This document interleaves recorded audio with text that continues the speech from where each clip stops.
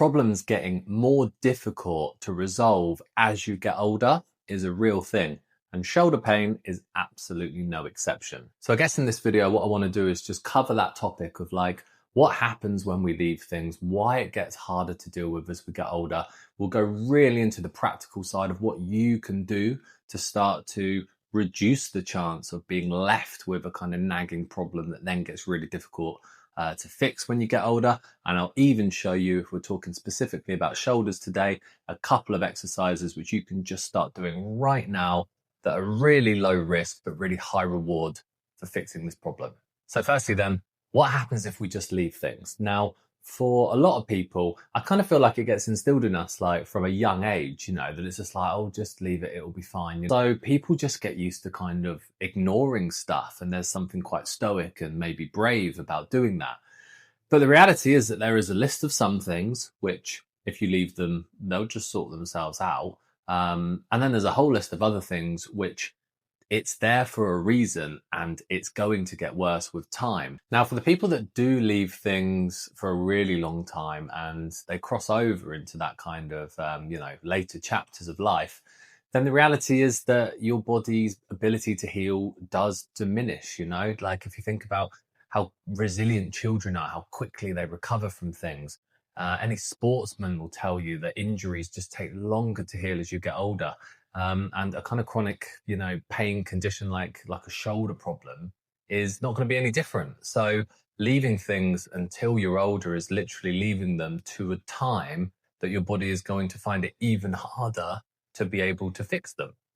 The reality as well of leaving stuff is that the longer that you leave things for, the harder they get to resolve, okay? The body kind of sets in, the body compensates, pain signals become dysfunctional, and you can end up with more pain there and more protection in the area than is really necessary because it's been left. So the way that we would always approach it with people at Body Zest is to be thinking, okay, if you're a person, you've had a problem for a while, and luckily you have decided to come in and say, enough's enough, I'm getting it looked at.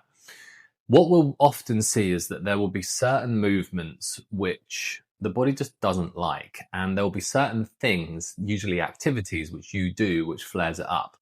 So we would take those activities, which typically flare it up, and we would try and boil it down to these individual components of like, what actually is it which is making the shoulder hurt? When it's under a certain load, when it's in a certain position, what is it which makes it hurt? And once we have that answer, that's when we can really start to do the magic. Because the thing is, once you understand that, then you can say, okay, how can I do that exact movement with way less load to the point that it doesn't flare up the problem? And once we can do that, then what we'll do is we're essentially doing the thing which hurts, but in a way which doesn't cause a flare up of pain. And if we repeat that process over time, what we will see is your ability to do that movement improve, strength in the area improve, resilience improve, and then you'll get to a point where you can do that activity pain-free. So I said I'd give you an exercise, and here it is.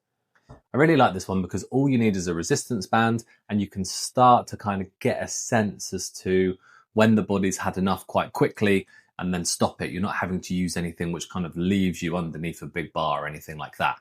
So you can work both shoulders the same, because why not, right? You've got one problematic shoulder, but the reality is that they both may as well get stronger. So with your resistance band, we're going to hold it both sides and then just wrap it. So you can see it's now wrapped around my hands. And then nice and simple, we're just going to open up the shoulders to that point and then just lift all the way up above head and all the way down. What that's doing is it's essentially switching on the muscles which do this movement, which are the rotator cuff, and then it's also forcing the muscles to help stabilize the whole shoulder whilst you go through that normal range of motion.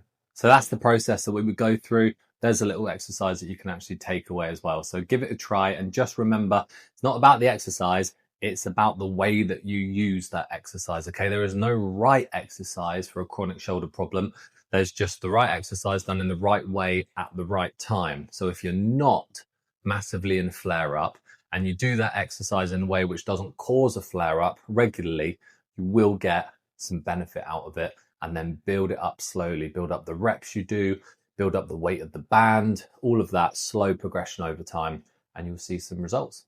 Right, so if you've been watching these videos for a while now and you're not really getting the results you want to get, and you feel like you need a bit of extra support, then we are here to help, okay? We're in the South London, Surrey area. We're in a town called Banstead.